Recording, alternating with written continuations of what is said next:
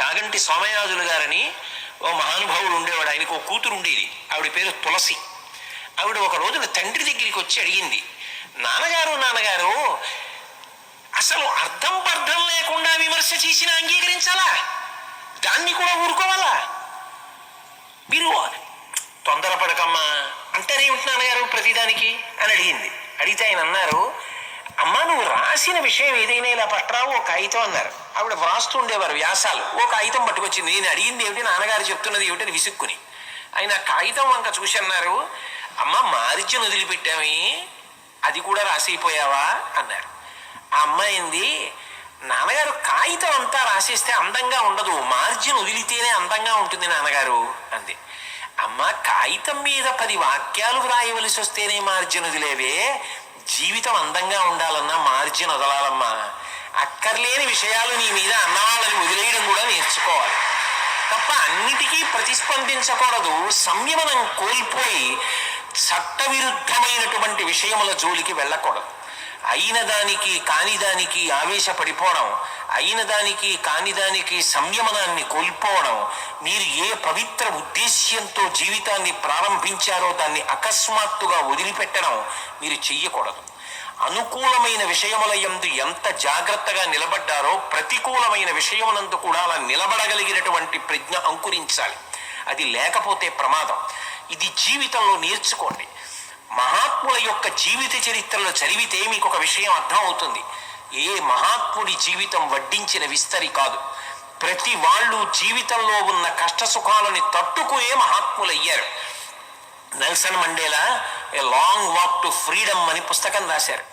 ఆ పుస్తకం చదువుతుంటే కన్నుల వెంట ఎవరికైనా బాష్పధారలు పడతాయి. అందులో ఆయన ఒక విషయం రాశారు. చిన్నతనంలో నెల్సన్ మండేలా స్నేహితులతో కలిసి ఆడుకునే రోజుల్లో ఆయనకు ఒక ఆట అలవాటుగా ఉండేది. వాళ్ళందరూ కలిసి గేదెలు కాస్తూ ఉండేవారు. అందులో ఒక గేదెనో దున్నపోతునో తీసుకొచ్చి ఈ స్నేహితులందరూ ఒక్కొక్కడు ఎక్కుతూ ఉండేవాడు, ఏదో అలా తిరిగి వచ్చేస్తుండేవాడు. వీడు దిగిపోయేవాడు, రెండో వాడు ఎక్కేవాడు. అలా ఏదో 15 మంది పిల్లలు ఉంటే 15 మంది ఆ గేదె మీదో దున్నపోత మీదో అలా తిరిగి వస్తూ ఉండేవారు. అవో ఆట. ఓ 10 మంది పిల్లలు తిరిగి వచ్చిన తర్వాత నెల్సన్ మండేలా గారి వంతు వచ్చింది. ఈయన ఎక్కారు ఆ గేదె మీద. ఆ గేదె ఏం చేసిందంటే 10 మందిని బాగానే తిప్పింది. మండేలా ఎక్కినప్పుడు దానికి ఏం కోపం వచ్చిందో తెలియదు. అది వెంటనే ఒళ్ళు విదల్చడమో కింద పడిపోవడమో చేసి మండేలాని కింద పడలేదు. అది భయంకరమైనటువంటి ముళ్ళ పొదలలోకి వెళ్ళిపోయి కాళ్ళన్నీ చీరుకుపోయి మండేలా అరుస్తుంటే పెద్ద ముళ్ళ పొదలోకి విసిరి బారేసి బయటకు వచ్చేసింది. స్నేహితులందరూ గబగబా వెళ్ళి ముళ్ళ పొదలోంచి నెల్సన్ మండేలాని బయటికి తీసుకొచ్చారు. ఒళ్ళంతా ముళ్ళు విరిగిపోయి నెత్తురు పొటమరిస్తోంది. మండేలా ఏదో ఆలోచనలో ఉన్నాడు. చుట్టూ ఉన్న స్నేహితులు అడిగారు, చాలా బాధగా ఉందా, చాలా ముళ్ళు దిగిపోయాయా, బాధపడుతున్నావా అని అడిగారు. మండేలా అన్నాడు, కాదు, ఇవాళ నా జీవితంలో ఒక గొప్ప పాఠం నేర్చుకున్నాను అన్నాడు. ఏం పాఠం నేర్చుకున్నావు అన్నాడు. ఒక గేదెకి నన్ను ఎక్కించుకుని తిప్పడం ఇష్టం లేకపోవచ్చు, అది దాని హక్కు. 10 మందిని ఎక్కించుకున్న గేదె నన్ను ఎక్కించుకోవడానికి ఇష్టపడకపోవచ్చు. ఆ గేదె నన్ను ఇక్కడే దింపేస్తే బాగుండేది, ఇక్కడే కింద పడేస్తే బాగుండేది. అంత భయంకరమైన ముళ్ళ పొదలలో ఈడ్చి ఒళ్ళంతా ముళ్ళు గుచ్చుకునేటట్టు చేసి రక్కసి ముళ్ళున్న పొదలో నన్ను పడేయవలసిన అవసరం లేదుగా. అలా పడేసినందుకు నేను బాధపడుతున్నాను. ఇప్పుడు నాకు ఒక విషయం అర్థమైంది. నేను నా భావి జీవితంలో ఎవరైనా ఒకరు చెప్పిన విషయాన్ని అంగీకరించలేకపోవచ్చు. అంగీకరించకపోతే అంగీకరించను అని చెప్పాలి, కానీ గేది ముళ్ళ పొదలలో పారేసినట్టు అవతల వ్యక్తిని బాధ పెట్టవలసిన అవసరం లేదు అని నాకు అర్థమైంది. ఇక పైన నా జీవితంలో నేను ఎవరితో విభేదించినా వారి మనసు గాయపడే రీతిలో మాత్రం ఎన్నడూ ప్రవర్తించను అని శపథం చేశాడు. అందుకే మహానుభావుడు 3 దశాబ్దాల పైచిలుకు కారాగారంలో ఉన్న వర్ణ వివక్షకి వ్యతిరేకంగా పోరాటం చేసిన బయటికి వచ్చి తనని కష్టపెట్టిన శ్వేతజాతీయుల్ని మంత్రివర్గంలోకి తీసుకుని తన ఔదార్యాన్ని ప్రకటించుకొని నల్ల సూర్యుడు అని కీర్తి గణించాడు. ఒక వ్యక్తి జీవితంలో సంఘటనల ద్వారానే వృద్ధిలోకి వస్తాడు. అందుకే నేను మీతో మనవి చేసేది, మహాత్ముల యొక్క జీవిత చరిత్రను చదవండి. కేవలం మీ పాఠ్య పుస్తకాలు కాదు, మీకు శీల వైభవాన్ని ఇచ్చేది ఏది అంటే మహాత్ముల జీవితాలు. వివేకానందుడి యొక్క బోధలు, మహాస్వామి బోధలు, నెల్సన్ మండేలా జీవిత చరిత్ర, సర్దార్ పటేల్ జీవిత చరిత్ర, మహానుభావుడు సర్వేపల్లి రాధాకృష్ణన్ గారి జీవిత చరిత్ర, టంగుటూరు ప్రకాశం పంతులు గారి జీవిత చరిత్ర. ఎవరు ఎంతంత కష్టపడ్డారో చూడండి.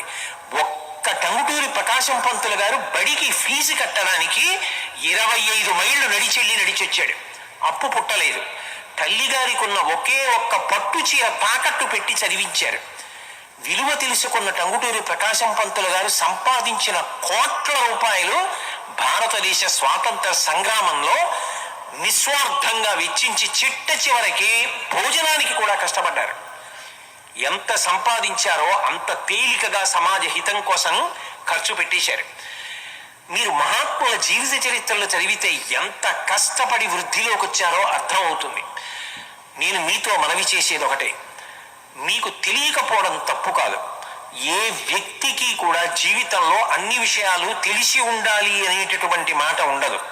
కానీ ఒక్కటి గుర్తుపెట్టుకోండి, మీకు ఎప్పుడైనా ఎవరైనా ఏదైనా మంచి మాట చెప్పినప్పుడు ముందు నిష్పక్షపాతంగా వినడం నేర్చుకోండి. ఒక పుస్తకం చదువుతున్నారనుకోండి, ఆ పుస్తక రచయిత పేరు చూసి ఈ పుస్తకం బాగుండదండి అనకండి. ఒక చలనచిత్రానికి ఎడుతున్నారు అనుకోండి, ఇది బాగుండదండి అనకండి.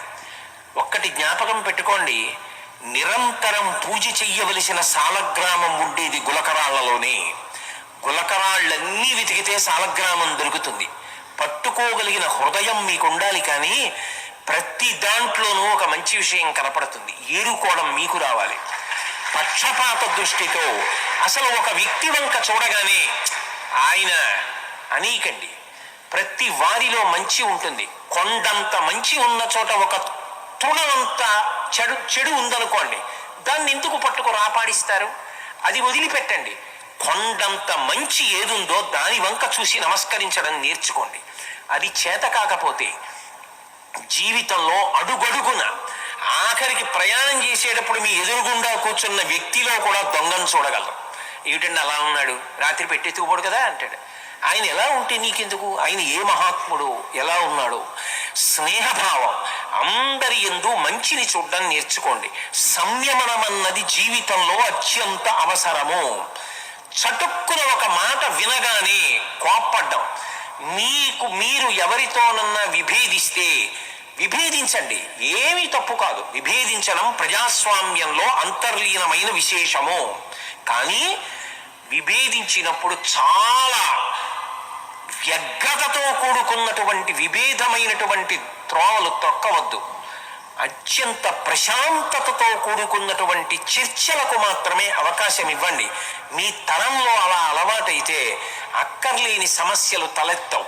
నదీ వివాదాల దగ్గర నుంచి ప్రతి చిన్న విషయంలో జటిలమైపోవడానికి కారణం ఇవాళ భావముల యందు, అభిప్రాయముల యందు సంయమనం లేకుండా ప్రతి చిన్న విషయానికి పట్టుదలకి పోవడం ప్రధానమైన కారణం అవుతోంది.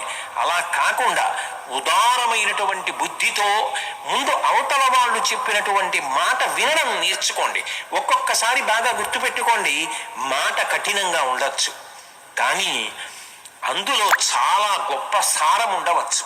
మీ అభివృద్ధిని కాంక్షించి అందులో ప్రతిపాదన ఉండవచ్చు. దూద్ పేడ అన్నాను అనుకోండి, అది వినడానికి అసహ్యంగా అనిపించవచ్చు. దూద్ పేడ అని నేను మీ చేతిలో పెడితే ఆ పేరు ఏమిటి అలా ఉందని పక్కన పడేయకండి. ముక్క విరిచి నోట్లో వేసుకోండి, అది పాలకోవా. పాలకోవా పేరు దూద్ పేడ. దూద్ పేడ అన్నాను కదా అని నోట్లో వేసుకోకపోతే పాలకోవా మీరు కోల్పోవట్లా? మాట కఠినంగా ఉందని మీరు అనుకోకండి. ఒక్కొక్కసారి కఠినమైన మాట వెనక మీ యొక్క అభ్యున్నతిని ఉద్దేశించి చెప్పగలిగిన గొప్ప హృదయం ఉంటుంది. రామాయణంలో మారీచుడు రావణాసురుడితో మాట్లాడుతూ ఒక మాట అంటాడు, సులభాః పురుషారాజన్ సతతం ప్రియవాదినః అప్రియస్యతు పథ్యస్య వక్తా శ్రోతా చ దుర్లభః.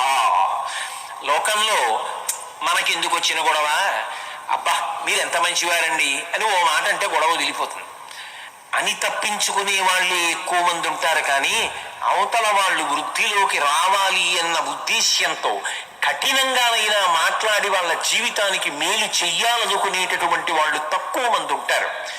అలా మాట్లాడగలిగిన ధైర్యశాలి ఉన్నా అది విందాం పాటిద్దామన్నవాడు లోకంలో ఉండడు. ఒకవేళ అలా ధైర్యంగా చెప్పగలిగిన వాడు, సహృదయంతో విని పాటించగలిగిన వాడు ఉంటే అంతకన్నా దేశ చరిత్రని మార్చగలిగిన వాళ్ళు లోకంలో ఉండరు. అబ్దుల్ కలాం గారు చిన్నతనంలో ఆడుకుంటుంటే ఎవరో ఒక వ్యక్తి వచ్చి ఒక వస్తువు ఇచ్చాడు. ఇది ఏమిటని అడిగారు ఆయన. మీ నాన్నగారి కోసం వచ్చానా, ఆయన లేరు కదా, ఫలానా వారు వచ్చి ఇది ఇచ్చారని చెప్పి ఇచ్చేసేయని చెప్పి ఆ వ్యక్తి వెళ్ళిపోయాడు. కలాం గారి తండ్రి ఇంటికి వచ్చారు. కలాం గారు పట్టుకెళ్ళి ఆ వస్తువు ఇచ్చి ఎవరో వచ్చి ఇచ్చారు, మీకు బహుమానం ఇమ్మన్నారన్నారు.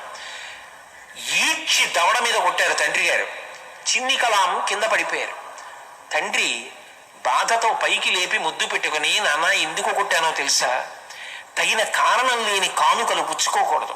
ఎందుకు పుచ్చుకున్నావు ఇంత ఖరీదైన కానుక, మా నాన్నగారికి ఇస్తానని పుచ్చుకున్నావే, ఇప్పుడు ఈ కానుక ఇవాళ ఇచ్చిన వాడు రేపు ఏదో అవసరం కోసం నా దగ్గరికి వస్తాడు. అది ధార్మికమైన అవసరమైతే తప్పేం కాదు. అధార్మికమైన అవసరం కోసం నా దగ్గరికి వస్తే ప్రమాదం జరుగుతుంది కదా. అన్ని వేళలా తగినంత కారణం లేని కానుకలు పుచ్చుకోకూడదు. ఎందుకు పుచ్చుకున్నావు, ఇది జ్ఞాపకం పెట్టుకో అన్నారు. ఒక లక్ష్యాన్ని నిర్దేశించుకుని దాన్ని సాధించడం కోసం పట్టుదలతో పరిశ్రమించాలి.